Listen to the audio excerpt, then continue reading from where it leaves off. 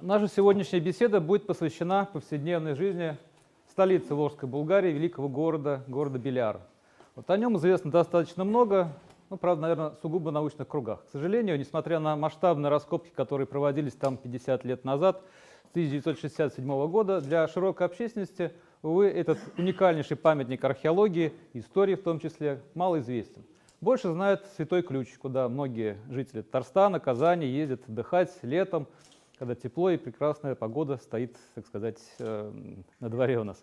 Вот. А о самом городище, которое осталось, в общем-то, как объект культурного наследия у нас, известно гораздо меньше. Вот. Конечно, и в учебниках по краеведению, по истории Татарстана об этом написано, безусловно.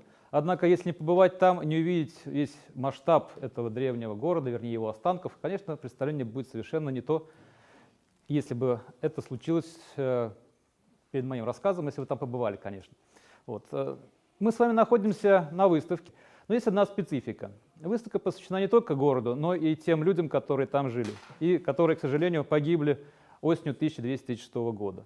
Поскольку именно в этом году, в этот, скажем так, трагический безусловно момент для Волжской Булгарии, великий город прекратил свое существование в том цвете, яркости, который он, в общем-то, поражал приезжих туда людей до нашествия монгольских армий.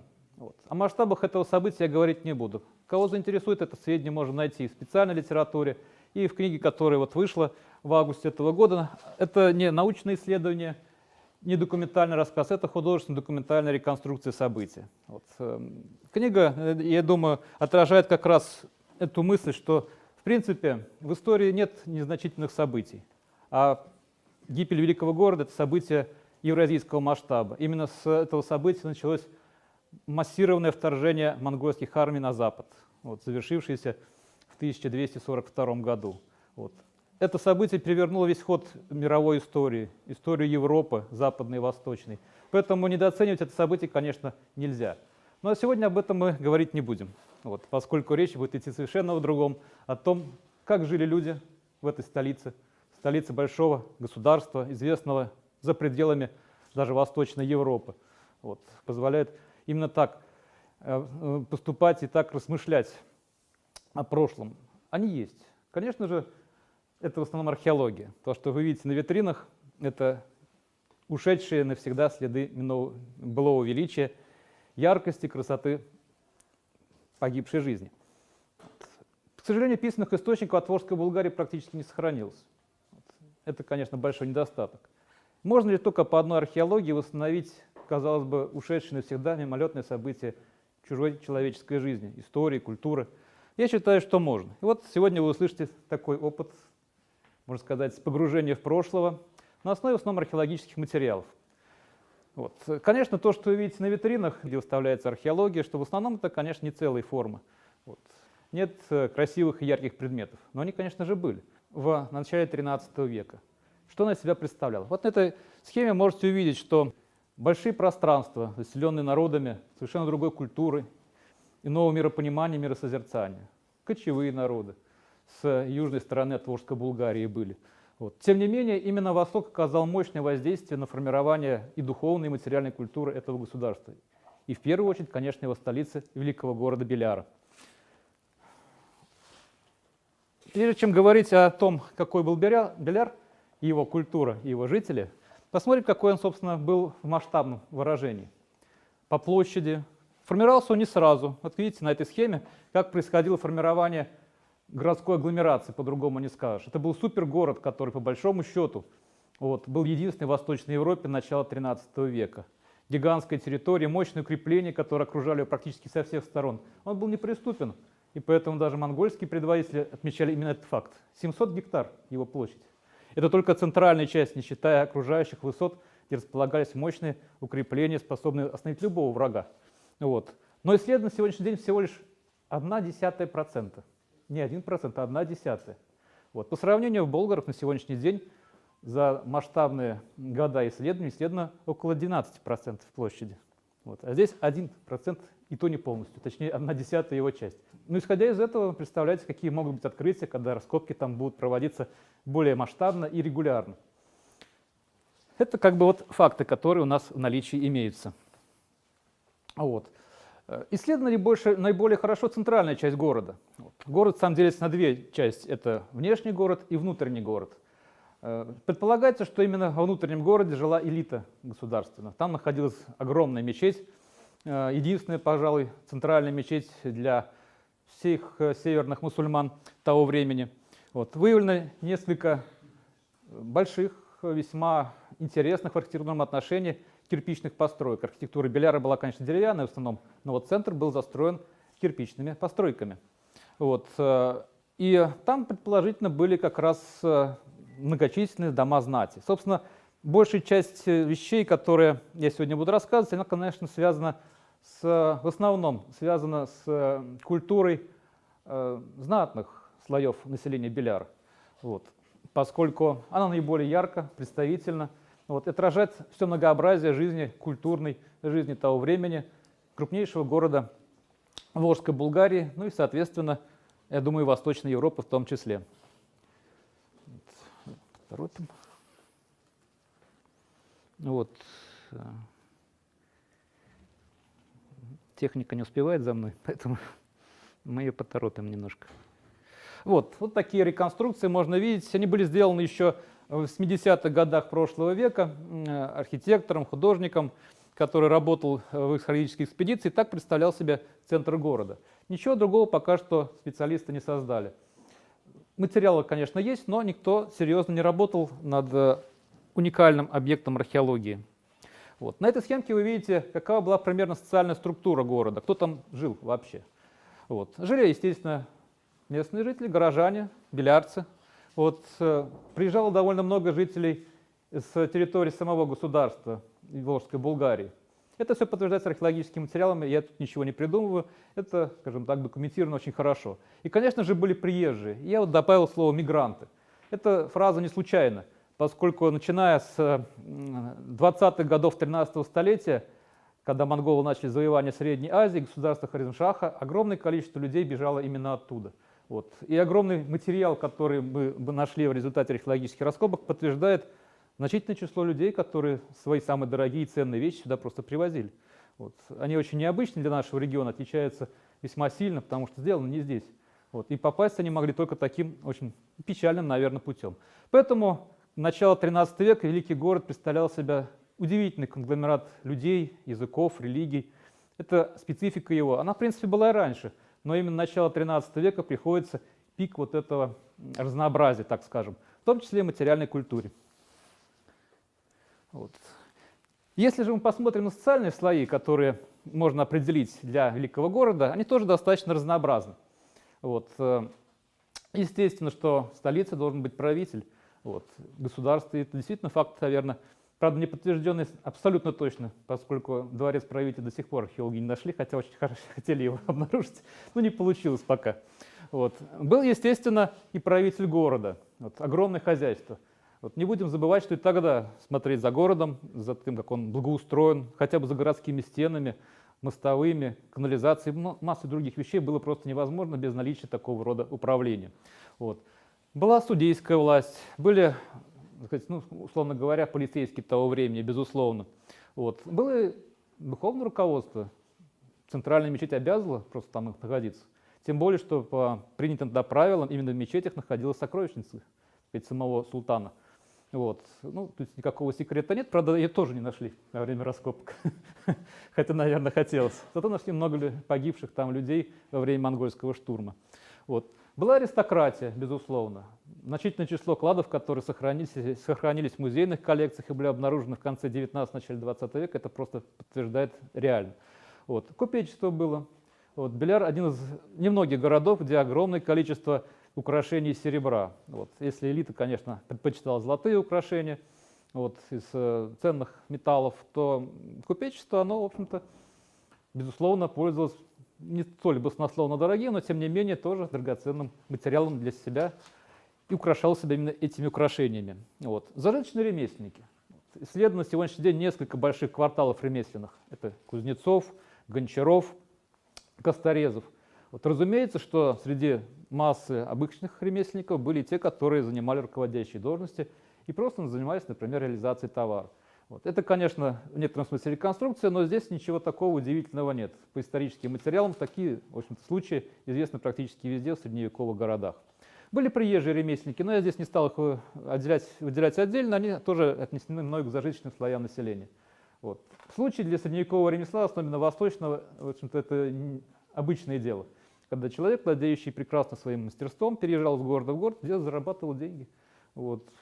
Художественный металл, ювелирные украшения, это все как раз характеризует эту сторону ремесленной деятельности. Вот, собственно, такая картина, кто жил в этом городе, в великом городе Беляре накануне монгольского нашествия. Вот. Но были, конечно, не столь яркие, не столь удачливые, успешные категории горожан. Была городская беднота. Даже судя по постройкам, которые были исследованы археологами, не все дома отличались и красотой архитектуры, и, так сказать, площадью большой, и содержимым содержащихся в них археологических останков. Вот. Были, безусловно, и временные приезжие рабочие, которые занимались подъемной работой, особенно сезонной. Вот. Поскольку в великом городе, я думаю, этим заниматься было практически можно круглый год. Мелкие торговцы, пленные были, рабы. Все это, в общем-то, известно по тем скудным сообщениям писанных источников, которые дошли до нас восточных авторов, в основном русских летописей. Вот, собственно, те категории людей, которые будут нас интересовать. Вот. И еще один аспект, который мне хотелось бы отметить, это торговые связи великого города. Археологический материал очень хорошо показывает, куда и откуда, собственно, обращалось внимание булгарских, белярских купцов. Вот, Восток, безусловно. И восточные купцы искали дорогу на север, ну и, собственно, булгарские тоже хотели иметь прямые связи с прекрасным рынком, который потреблял массу продукции, которые возились из Волжской Булгарии с предельных территорий. Очень был выгодный бизнес, на самом деле, по-другому не скажешь. Если, допустим, в Булгарии, в Беляре можно было купить шкурку куницы за 3 дирхема, ну, то есть примерно 3 грамма серебра, скажем так, ну 4, вот, то уже в Каире эта шкурка куницы стоила бы уже 15 дирхемов. Вот. Оборот был гигантский. Вот. А уж чернобурые лисицы, если они продавали, стоили вообще баснословных денег. Поэтому сюда было настолько притягательное место, что ехали, несмотря на риски, опасности, тяготы, тянуло просто. Вот. Да и булгары ездили не столь редко в восточные страны, начиная с потомков Алмуша. В общем-то, дорога в Багдад была хорошо известна. Вот.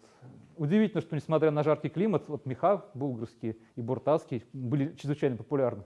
Трудно представить себе, конечно, красавицу в соболей шкуре на широте Каира, например, или Багдада. Но, видимо, красота требует жертв, поэтому с удовольствием потребляли эту продукцию.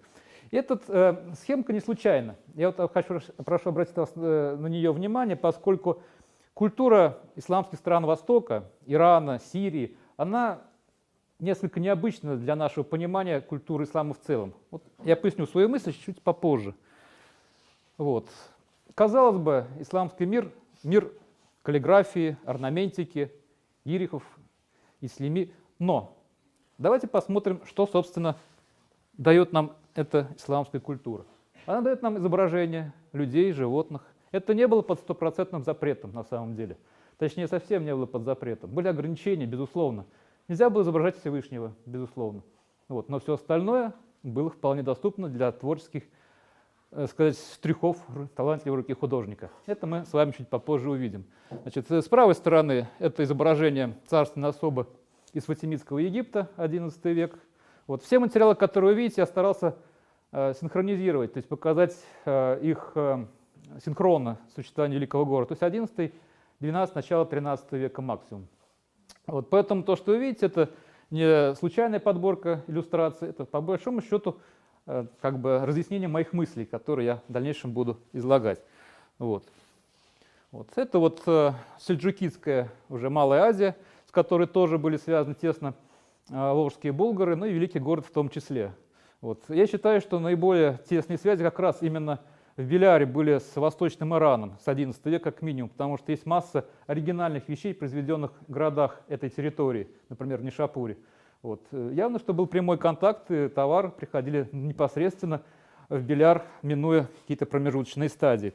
Ну, видите изображения зайчиков, оленей и прочих существ. Кроме того, на такой своеобразный состав населения города, значит, нам намекают еще и ряд интересных находок, сделанных на Белярском городище. Вот. Ну, кроме традиционных изображений на шумящих финно-угорских подвесках, справа видите, есть еще изображения очень странных металлических уродцев, как называли исследователи. Они хорошо изучены, опубликованы еще в 80-х годах прошлого века, я на этом подробно останавливаться не буду. В данном случае я привел здесь иллюстрацию к тому, что население это все-таки было совершенно разнообразное по своим мировоззренческим позициям, взглядам и интересам в том числе. Вот. И еще одной стороной, которая до сих пор мало нами озвучена и осмыслена даже, это увлечение, ну даже увлечение не скажу, а некая страсть к звездам. Вот. Восточный мир — это мир астрологии прежде всего. Вот. Есть специальные исследования. Не так давно в Нью-Йорке проходила выставка весной прошлого года, которая была посвящена как раз этой тематике. Вот. Вышел интереснейший каталог, где детально показано, какие интересные моменты, мотивы, связанные с взглядами на звезды. Не только научные изыскания Улугбека прельщали, так сказать, средневековых жителей. Все багдадские халифы были страшно увлечены астрологией, начиная с Харуна ар-Рашида. Вот. Каждый свой шаг они уверяли буквально в смысле по звездам. Вот. Поэтому увлечение такого рода тематикой, это, вы видите, одно из интереснейших блюд керамики типа Минаи вот, из восточного Ирана начала 13 века. Вот. Там изображен полный астрологический цикл, даже с изображением аллегорических планет. Вот здесь вы как раз можете видеть эти изображения. Здесь. Вот так. В Беляре была найдена интереснейшая чаша из фаянса, сделанная тоже в Иране в конце XII века. Таких чаш относительно немного, но, тем не менее, здесь, вот на этой чаше именно изображены символизирующие знаки зодиака. Такая вот интересная была вещь.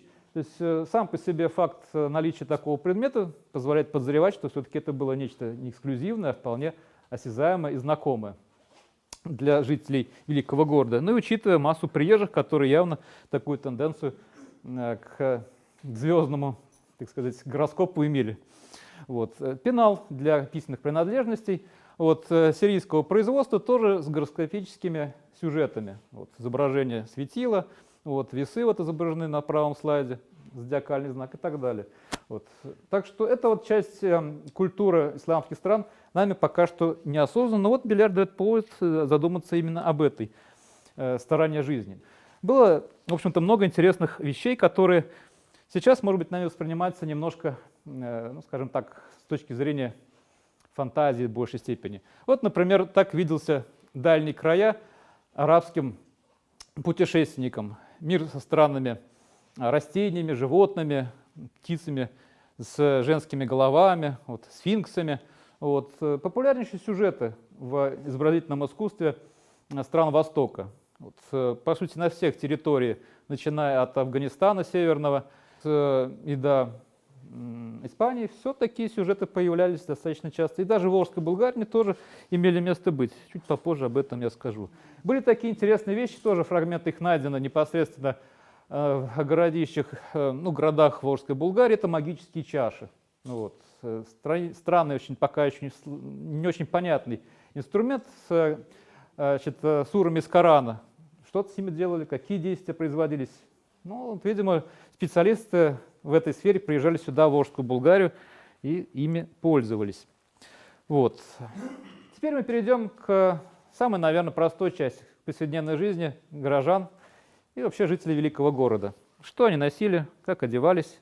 Вот. Начнем мы с самого простого, вот, с парикмахерской, скажем так, с причесок. Вот. Перед вами изображение, значит, на персидских, иранских изделиях, вот, миниатюрных глиняных скульптурках, изображающих фигуры, значит, знатных аристократок, значит, иранского и сельджукского двора, ну и на, соответственно, посуде, которая изготавливалась и украшалась рисунками людей. Вот.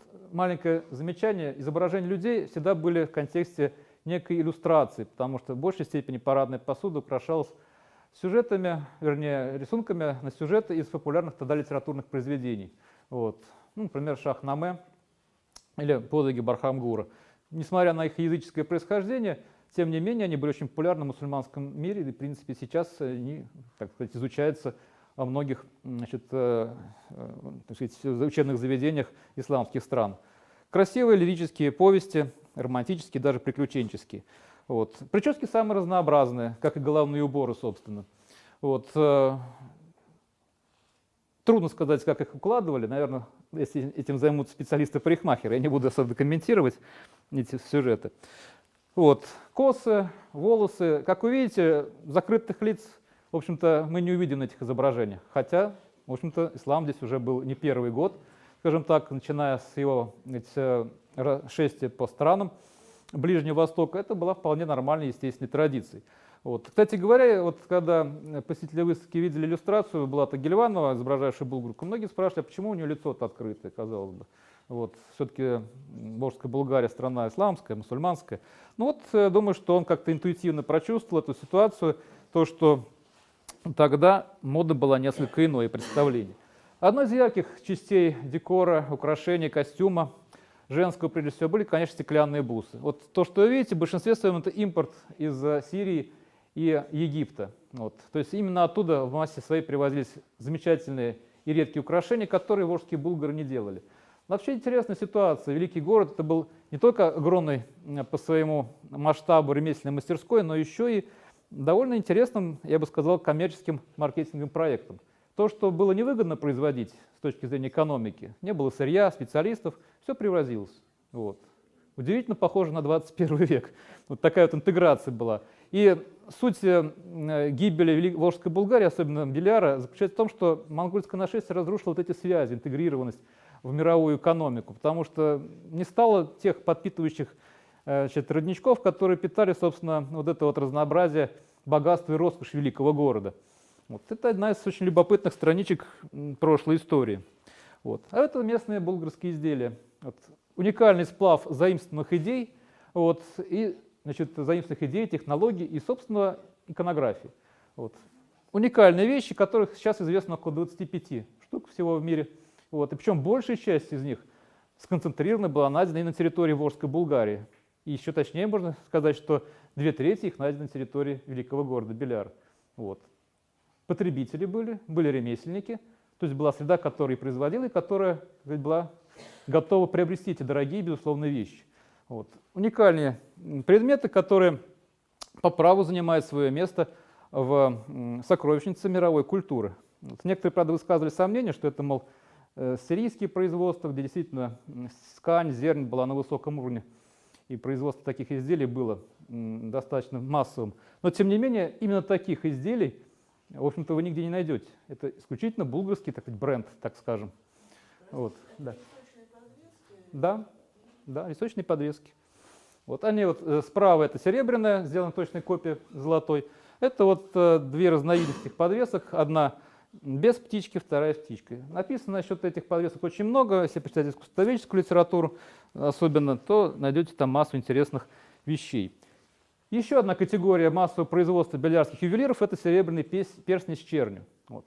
Интересно, что в основном эти перстни, скорее всего, выполнялись по специальному заказу и, скорее всего, были частью такого, значит, как это точнее сказать, ну, наверное, комплексного реализации товара. Заказы, скорее всего, семейные такие вот заказы были, когда партию перстней изготавливали для какого-то определенного количества людей. Они не были одинаковы абсолютно, потому что ручная работа, но тем не менее сходные сюжеты, мотивы, они четко диагностируют именно эту ситуацию. Иначе говоря, массу ювелиров, которые занимались этим производством, в Беляре обслуживали в основном такую среднюю зажиточную часть населения города. Вот. Причем многие специалисты по ювелирному делу утверждают, что такая практика существовала не только в Волжской Булгарии, но и в русских городах ювелиры тоже практиковали такую систему. Выгодно было. Крупный заказ, сразу штук 50 перстней делали, и на всю, так сказать, семейный клан хватал. Вот. Причем даже за пределами великого города находки таких перстней диагностируют работу одной или двух мастерских, которые, видимо, пользуются особенной популярностью. Сюжеты здесь самые разнообразные, я не буду о них сейчас подробно останавливаться, они выходят за рамки нашего темы. Ну, об этом я уже написал в одной из своих книжечек, поэтому можете там все это прочитать. Где же хранились? В специальных ларчиках. Вот. От них сохранились металлические накладки. Ну, для примера я привел очень интересную вещь. Это египетский ларчик с замком кодовым. Вот. Все думают, что сейфы с кодовым замком изобретение 20 века. Да нет, древний, так сказать, в средневековом Египте тоже беспокоились о своих сокровищах. Вот. Конечно, можно было просто унести, но, видимо, решили, что лучше и так постраховаться. В основном используя небольшие ларцы, деревянные, Вот, некоторые из них даже археологически известны, украшенные костяными пластиночками, вот, металлическими обкладками. То есть, в принципе, понятно, что такая вещь была крайне необходима в быту. Вот. Одежда. Вот. О ней мы знаем, к сожалению, очень мало, поскольку ткани не сохраняются. Вот. Но, тем не менее, благодаря вот таким вот вещам, которые сохранились в далеких, правда, от булгарских земель персидских, так сказать, городах, мы видим, что костюм был достаточно разнообразен, ярк и цветист. Вот. Использовали шелковую ткань привозную, вот, византийской, среднеазиатской работы. Вот. Причем есть указания и у восточных авторов, что в основном булгары, особенно путешествующие, пользуются одеждой мусульман. Поэтому предположение, что именно так выглядела одежда знатных аристократок, точнее булгара Беляра, она была вполне естественной. Вот. Кроме того, использовались, скорее всего, еще и ткани, произведенные в Испании, поскольку дорога из Испании в Волжскую Булгарию была хорошо известна до монгольского нашествия. Один из арабских путешественников из Кордовы, Аль-Гарнати, он приехал в Волжскую Булгарию, оставил свои интереснейшие воспоминания о путешествии. Вот. И поэтому я думаю, что это был не первый и не последний путешественник оттуда, так сказать, прибывший и посетивший булгарские земли. Вот. Ну, корой костюма вот можно видеть, сохранившийся в оригинале с 12 столетия. Вот. Если мы посмотрим на женский костюм в целом, то можно увидеть очень много интересных деталей на этом слайде. Во-первых, он действительно был очень ярк, вот сам по себе. То есть представление о том, что средневековье — это некая серость, унылость, на самом деле не соответствует действительности. Особенно городская культура была также интересна и разнообразна в цветовом отношении, как и современные модели модных домов Европы. Вот. Конечно же, не менее интересны были и мелкие детали костюма, пояса. Вот. Очень интересная деталь. В Беляре, да и во всей Волжской Булгарии носили, как правило, пояс и мужчины, и женщины. Он украшался металлическими накладками, вот вы эти накладки видите. Эти накладки среднеазиатского происхождения по своим истокам. Делаются они, конечно, уже в самом Беляре непосредственно, но тем не менее основа, оригинальная основа была именно там. Известны наборы, произведенные в восточно-иранских городах, серебряные с чернью, как раз почти полная копия тех, что делали потом булгары. Вот. В тюркских странах, особенно у кочевых народов, женщины не носили поясов, не было принято. Только мужская часть костюма. В Волжской Булгарии была немножко другая традиция, связанная с окружающим их финским миром. Вот, значит, марийцы, мордва носили и мужчины, и женщины пояса. Вот. Все это использовалось совершенно, так сказать, свободно. Правда, все это привело к довольно печальным последствиям. Благодаря активному уничтожению бобров они исчезли практически на 500 лет с территории современной Удмуртии, как показали археологические исследования. Настолько был массовый вывоз и убой этих несчастных животных, что им пришлось очень долго восстанавливаться после такого рода охоты за ними. Вот. Так что все имеет обратную сторону. Ну, конечно, средний класс, да и бедные носили все попроще. Вот. Овчины, полушубки, прочая одежда. Частично мы знаем о них по находкам в еще языческих булгарских могильниках начала X века. Ну и, конечно, надо поговорить о мужчинах. Все о женщинах, да, о женщинах. Как же мужчины-то выглядели? Как видите, тоже достаточно модно. Вот. С левой стороны вы видите изображение одного из сельджукских правителей. Вот. Ну, у него классическое, так сказать, одеяние, длинная борода и прочее. А вот персы, иранцы, они, в общем-то, предпочитали более элегантные прически, поэтому и бритые подбородки, и щеки, вот изящные усы были. Все как-то было более интересно. Вот другие разновидности внешности мужчин того времени, конец 12 начало 13 века. Как видите, вот парикмахеры работали тоже недурственно в то время, ну, вот, и можно было... Вот. Значит, были, конечно, категории людей, которые были приезжими в великом городе. Вот. Я всех не буду рассказывать, поскольку времени у нас нет. Я выделю только одну категорию, которая частично отражена в иллюстрациях на выставке, в археологическом материале. Это соседи-кочевники, половцы. Вот. Насчет присутствия их в Волжской Булгарии очень много до сих пор идут споров, были ли они, в каком количестве, вообще принимали ли участие в жизни этого государства. Но тем не менее, именно в великом городе Беляре в результате археологических раскопок были обнаружены достаточно яркие свидетельства присутствия именно этого населения. Особенно вот эти вот небольшие подвесочки из лазурита, в оригинале она лежит на витрине в конце этого зала. Их носили только половецкие женщины, причем из высших аристократических слоев этого общества. Ни булгары, ни какие-либо другие народы эти украшения не использовали. Вот, да и делали их, в принципе, не так уж и много, примерно 150 лет. И сам материал, бадахшанский лазурит, редкий, очень красивый минерал. Вот, поэтому вопрос о том, были ли, присутствовали ли половцы в составе населения Волжской Булгарии, конечно же, на это можно сказать «да». Вот. Ну и то, что было необходимо, конечно же, в повседневной культуре. Вот. Я просто перечислил вещи, которые использовались, они хорошо известны археологически. Вот. Гребешки, расчески вот, самых разнообразных типов, ну, наиболее характерные, вот вы видите на слайде. Вот. Щипчики для ногтей, ногтечистки, копоушки для чистки ушей. Самые разнообразные предметы, сделанные из кости, металла, которые очень хорошо, так сказать, иллюстрируют все-таки любовь белярцев к чистоте и гигиене. Тем более, что были бани, в отличие от Западной Европы того времени. Вот, бань кирпичных было в Белярии достаточно много, причем частных бань. Вот, в центре города аристократы любили жить в комфорте. Вот, зеркала, большая редкость металлические зеркала. Вот, до золоторынского периода они практически неизвестны. Но вот такие чудные изделия, привозные из Ирана и Средней Азии, у нас все-таки встречаются, причем на территории Белярского городища. Это в домонгольскую эпоху. Вот. Позже они тоже были популярны, но тем не менее. Вот на одной из изделий на сосуде металлическом видно, как, в общем-то, ими пользоваться. Вот. Это не только кочевнический аксессуар, как многие думают, это все-таки и предмет очень важный в жизни больших крупных городов, где была значительная масса красивых женщин и девушек. Конечно же, еще и парфюмерные сосуды. Вот. Их довольно много. Вот если вы обратите внимание на витринку, крайнюю справа в этом зале, то увидите массу стеклянных обломков. Вот. Как раз вот этот фрагмент от такого рода изделий. Вот. Красивейшие изделия. Вот. В основном служили для того, чтобы транспортировать и хранить туалетную воду. Вот. Так что эта часть культурной жизни тоже, в общем-то, была вполне однозначной и присутствующей в жизни белярских жителей. Вот. Импортные предметы. Стеклоделие в Белярске стало развиваться только лишь в конце XII века и, к сожалению, прекратилось на момент, когда оно стало набирать обороты. Монгольское нашествие эту традицию разрушило. В основном импорт. Вот. Сирия, Средняя Азия, Сирия и Египет – это были центрами стеклоделия. Вот. Что касается еще повседневной жизни, ну, прежде всего, все-таки начнем с тех, кто не так хорошо себя ощущал в финансовом отношении.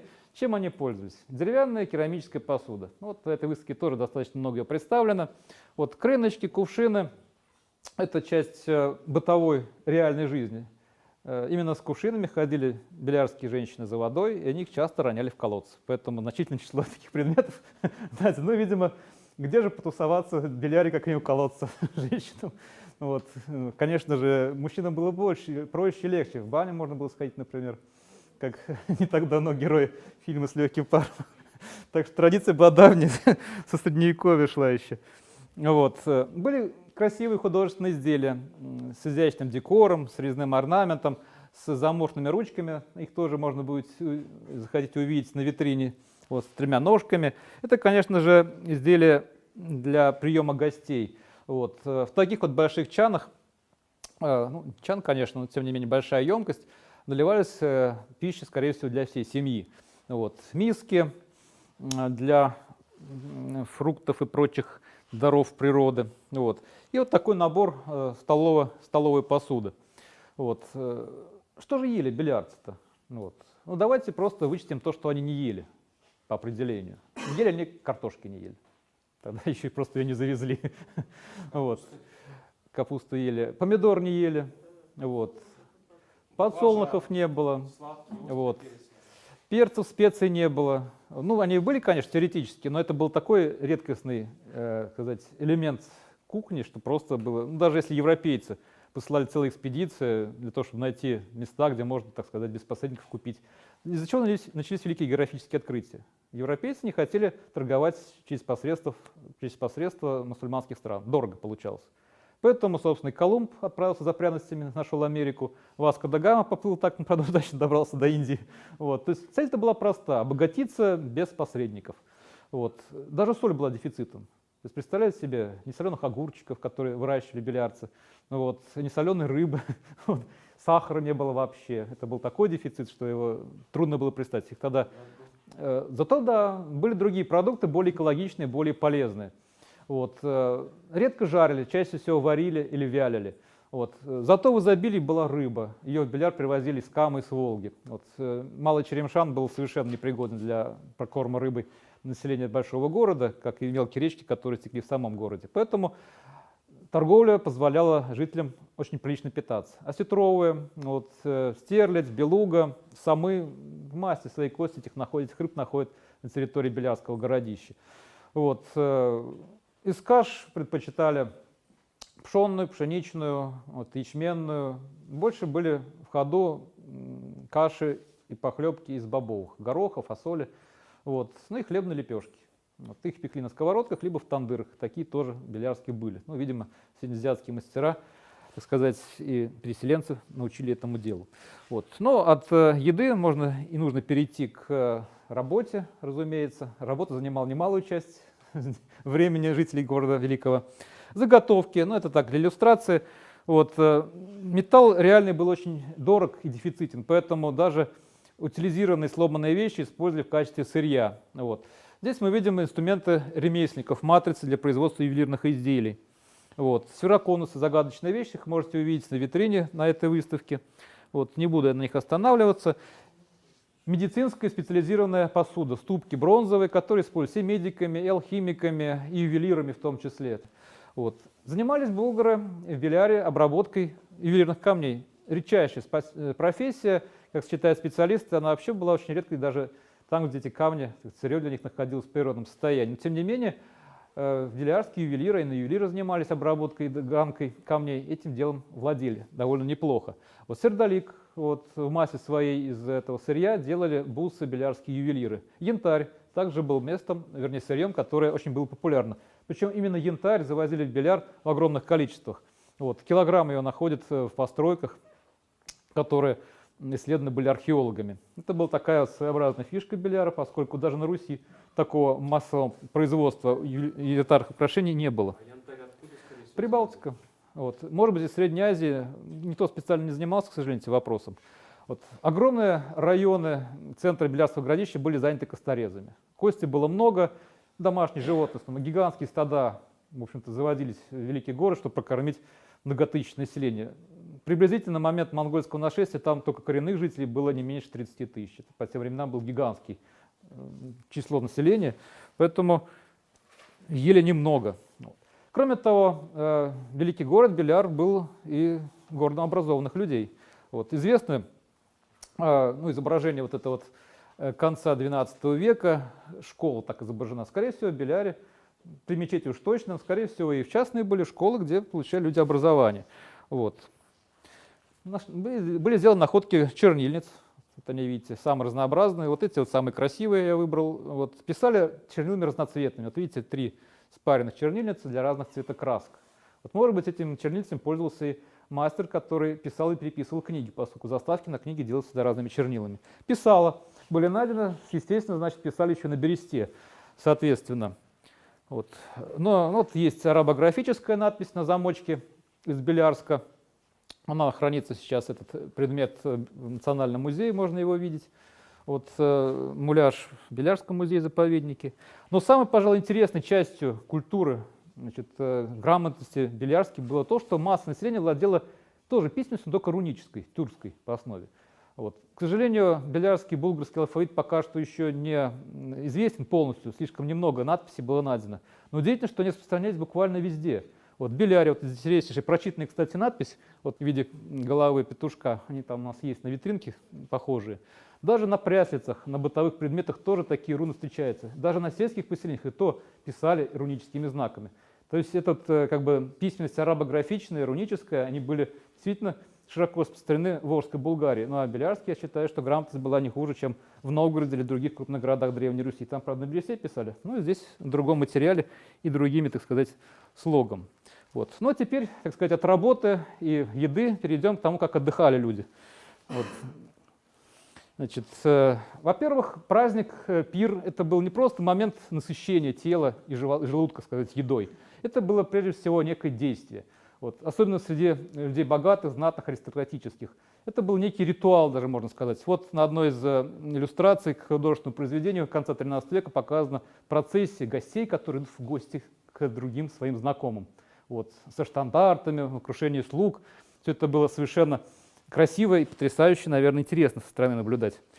Вот. Сохранились даже, вообще вот в Иране была такая странная традиция, вот, как в Древнем Египте, изображать некие сюжеты из жизни. Вот есть небольшие такие керамические коробочки и сидящие там люди. Вот. Специалисты предполагают, что это изображение каких-то либо семейных праздников, либо праздников общественных, ну типа Науруза, например, Нового года иранского.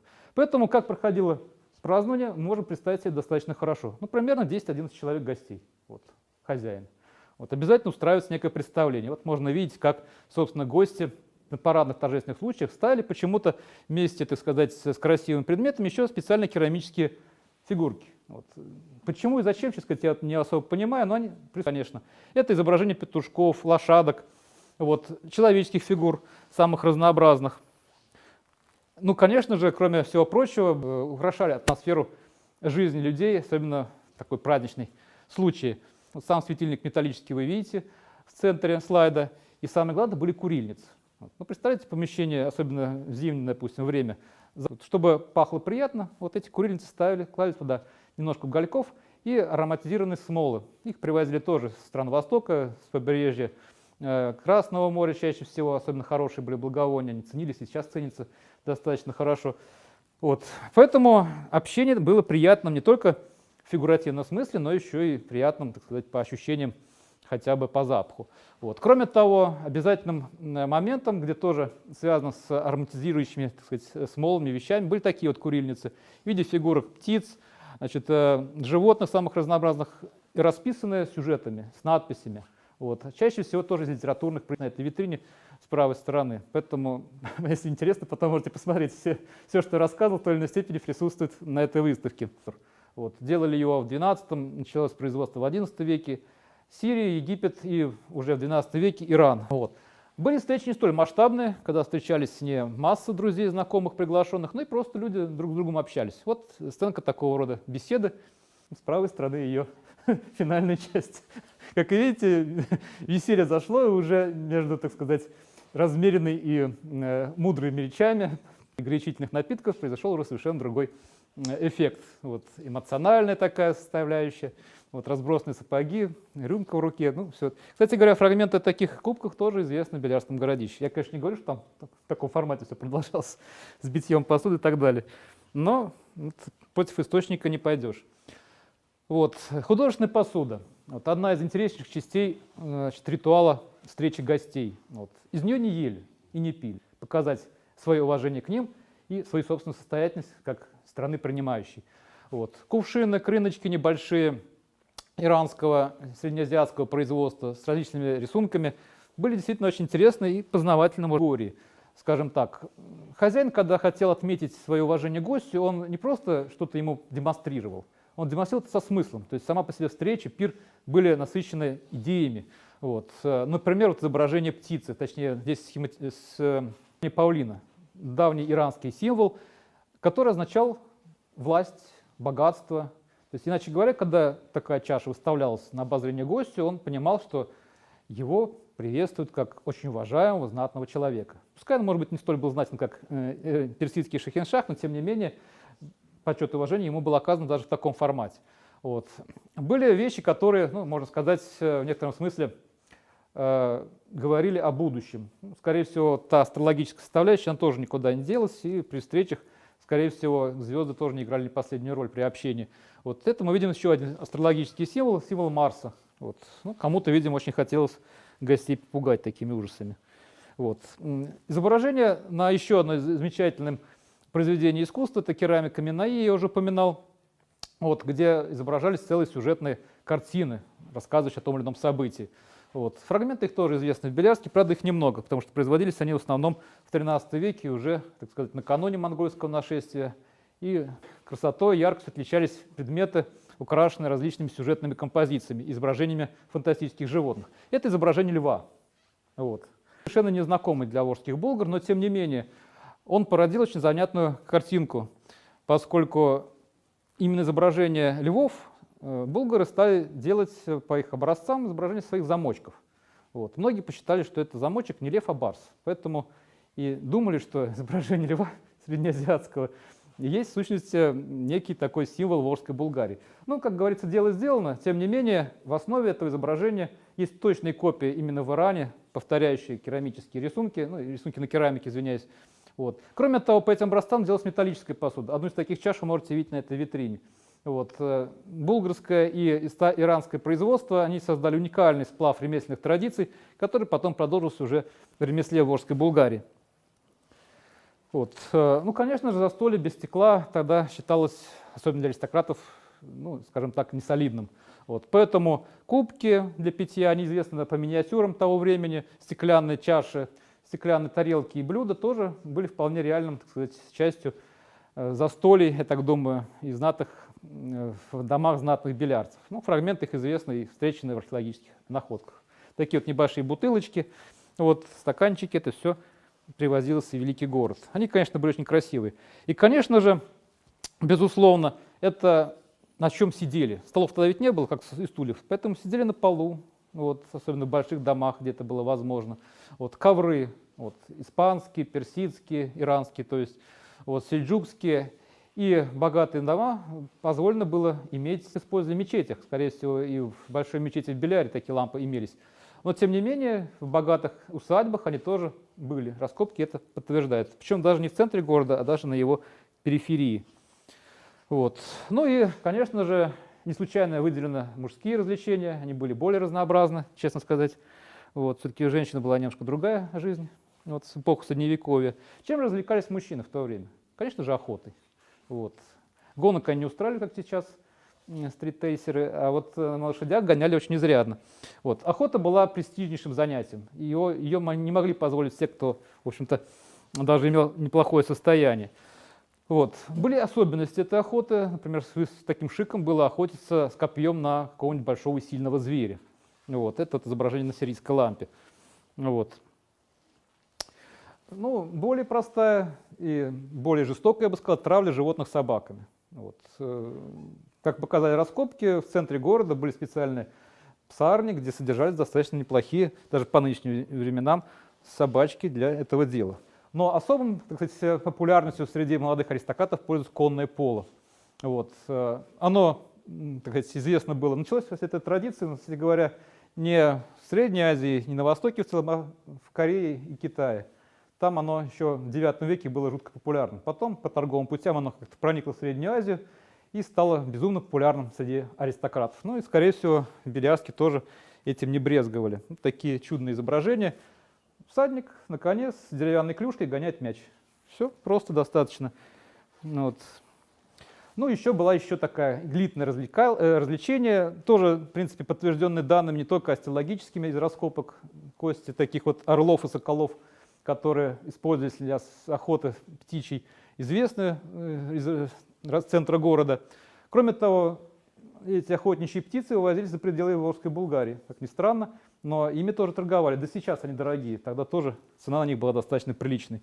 Вот. Кроме того, охотились с помощью гепардов и барсов. Вот их привозили в Волжскую Булгарию, но они здесь тоже были. Вот. То есть белярские эмиры, их, так сказать, придворные могли себе позволить такую редкостную вещь. Ну и, естественно, элита, так сказать, государственная не должна была быть физически неподготовленной, и военные тренировки тоже имели место быть. Вот. Они хорошо прорисованы на многих изделиях восточной таревтики, поэтому можно видеть, какие, собственно, спарринги устраивали молодые воины в те времена. Вот. Ну и, конечно, нельзя было не похвастаться воинскими подвигами, хотя булгары, на самом деле, особенно активно в этой сфере, наверное, не проявили себя в домонгольский период. Но, тем не менее, возможно, был. Ну, это были развлечения. А как же отдыхали мужчины? Я сегодня немножко больше на эту тему поговорю. Ну, во-первых, настоящий интеллигентный мужчина того времени должен быть музыкантом, уметь играть на музыкальных инструментах, знать стихи. Ну, Кулгали, вы знаете, жил, как считает Беляри, накануне монгольского нашествия. Вот. Была популярна, скорее всего, и тюркская поэзия Юсуф Балсагуни. Его благодатное знание, скорее всего, тоже было популярно, поскольку оно и в XIV веке было популярно. Вот. Поэтому, вот видите, здесь изображен такой замечательный, значит, сюжет. Вот, девушка поет, играет на струнном музыкальном инструменте. Вообще, вот насчет музыкальных инструментов у Булгара написано несколько работ, но детально, пожалуй, никто не может сказать, какие они на самом деле были. Вот. Но кроме дудочек Кураев, которые сейчас известны, и кубызов археологически документированных. А вот были струнные инструменты, пока еще вопрос остается открытым. Но если были приезжие с Востока, естественно, что они не могли не приехать без этого нужного им аксессуара. Вот такие, видите, занятные вещи. Вот. Живые совершенно зарисовки, как происходит музицирование людей того времени. Вот. Кроме того, играли не только вот как бы такие отдельные музыканты или люди, которые владели инструментами, но еще целые ансамбли. Вот видите, здесь с арфой, человек с дудочкой. То есть можно представить себе, какие были музыкальные группы, как сейчас бы мы сказали, которые веселили жителей великого города по большим праздникам в тесной компании друзей. Вот. Вот даже такая интереснейшая вещь – это человек-оркестр. Сейчас считается неким виртуозным таким владением музыкальными инструментами. Как видите, в прошлом было не меньше специалистов, которые могли похвастаться таким занятым, в общем-то, делом. Вот. Ну, были не только мужские, но и женские музыкальные коллективы. Вот видите, две девушки, так сказать, музицируют. Вот. И, конечно же, музыка сопровождалась всегда стихами. Вот. Это восточная традиция, которая сейчас как-то мало воспринимается, но вот если вы почитаете сказки «Тысячи и одной ночи» в оригинале, а не в детском изложении, то, наверное, вам будет немножко скучновато, потому что 2/3 этих книг — это стихи арабские. Ну, с таким еще сложным переводом, но, тем не менее, общение в культурной среде считалось очень красивым и выразительным, если это все говорилось в стихотворной форме. Вот. Ну, не всегда, конечно, в повседневной жизни это, наверное, звучало совершенно дико и кошмарно, но, тем не менее, когда хотели что-то сказать приятное, то говорили это стихами. Конечно же, не только владение музыкой и поэзией отличало людей, живших в великом городе. Ну, известно достаточно много шахматных фигур. Вот. Играли. Игра была азартной, причем здесь показана традиционная шахматная доска. Тогда правила были немножко другие, и, естественно, они и фигуры были чуть побольше, скажем так. Вот. Танцы. Вот. В любых, так сказать, сообществах, особенно праздничных, естественно, без танцев не обходилось дело. Вот. Поэтому вот здесь есть интереснейшая сирийская чаша с изображением танцующей дамы. Вот. Танец я не могу сказать, какой именно, об этом тоже никто пока еще специально не занимался. Но обратите внимание, как изображалось лицо женщины. Вот. Был специфический канон красоты. То есть вот можно спросить, задаться вопросом, была ли некий образец подражания, допустим, для белярских женщин, либо они все как хотели, так одевались, как выглядели. Вот понятно, что подтяжки лица тогда не делали, как и прочих таких чудес современной медицины. Но, тем не менее, было ли на что ориентироваться? Ну, посмотрите сами, как выглядели на рисунках женщины. Ну, не фотографий современных иранок. Ну, вот. Хотя стилизованные, они всегда были круглолицые, глаза немножко узенькие, пышные черные волосы и брови чуть ли не сходящиеся на переносице. Считалось, что это супер красиво. Вот. Ну, такая была мода. Может быть, и элита белярская тоже как-то стремилась к этому, не могу сказать. Но, по крайней мере, из того, что изображено было на предметах художественных, керамических, это четко прослеживается. Ну и танцы были разные. Вот одиночный танец, ну, вот такой занятный. Я там показываю, не там, вот с правой стороны. Вот. Парный танец. То есть, видите, жизнь-то была не так скучна, как может показаться по археологическим данным. Ну и вот очень интересная иллюстрация, я бы сказал, такого романтического толка. Это пока что не расшифрованной иллюстрации к какому-то произведению, может быть, не дошедшему до нас. Но обратите внимание, как трогательно показан мальчик-поводырь. Это вот слуги какого-то вельможи шествуют, ну, женщины в основном. Вот. Внизу в озере среди рыбок плещется обнаженная женщина. И вот молодой человек так загрустил, смотря на нее. Вот. Как видите, и романтические чувства художниками тоже владели в какой-то момент. Вот. Так что можно представить себе, что интеллектуальная жизнь. Ну и, конечно же, это все элита, немногочисленная прослойка городского населения. А чем же, собственно, развлекались простые люди? Ну, были вещи, которые сейчас используются. Нарда, например. Ну, вот, это вот изображение на керамике. Вот, игра в кости была, шарики, кубики, то есть шарики, извиняюсь, кубики с точками. Ну, вот.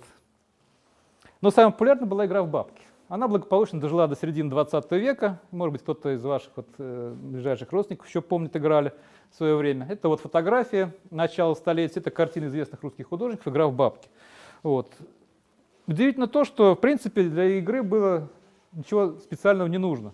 Это вот косточки от барашков и лошадей. Вот. Пяточные кости баранов, острогала. Вот. Игра совершенно простая, правда, правил чрезвычайно много. Вот одни из них здесь изображены. Вот. Главное, чтобы была твердая рука, причем игра была азартная. Вот. Когда Алексей Максимович Пешков, будущий Горький, приехал в Казань, он в сущности зарабатывал на жизнь игрой в бабки. И тем самым, собственно, зарабатывал неплохо, между прочим, рука была набита. Вот.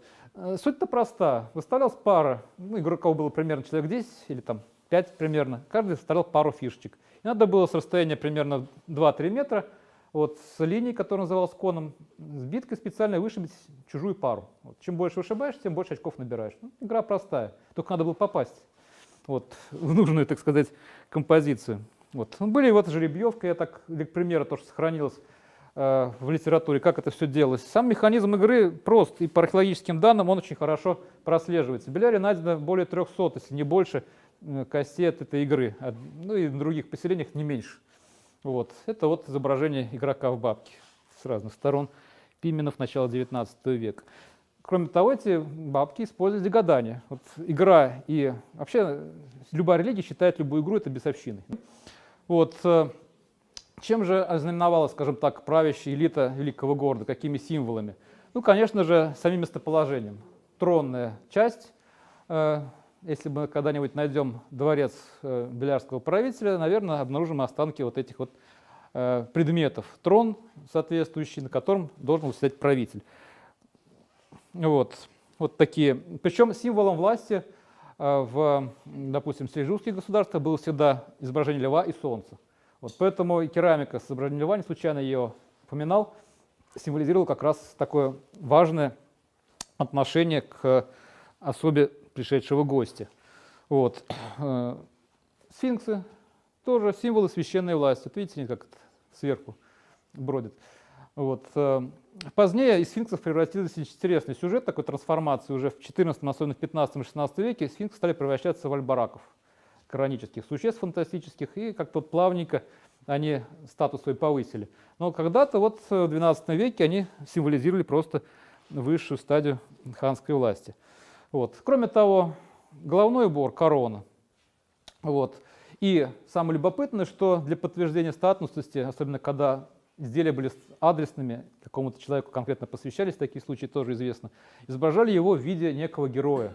Особенно популярен был языческий персидский шах Бахрамгур. Вот. Причем обычно в сочетании с его любимой наложницей Азаде. Вот. Интересная история, сейчас не буду о ней подробно рассказывать, но если посмотреть на сюжеты исламского, особенно раннеисламского, там этот сюжет присутствует практически всегда. Вот. Ну и ряд сценок, которые показывают, какое было отношение между правителем и его подчиненными. Вот видите, руку целует, так сказать, придворный, общаясь с высшим правителем. Если немножко пофантазировать, можно представить себе, как все это проистекало в том формате, когда, в общем-то, это могло быть в великом городе Беляре. Вот подношение, так сказать, питья вот в кувшине. Вот. Царское путешествие. Кстати говоря, булгарские правители путешествовали не только на лошадях и в повозках, но еще и на верблюдах. Тогда верблюды довольно активно у нас здесь использовались. В принципе, еще до войны отечественные верблюды водились в Бугульминском районе. Вот поэтому и эта такая сторона. Ну вот последний как бы сюжет совершенно, это придворные. Вот. Естественно, никакой правитель без придворных не может обойтись, и они, конечно же, присутствовали. На этом как бы мы завершаем наше путешествие в такую жизнь прошлого великого города.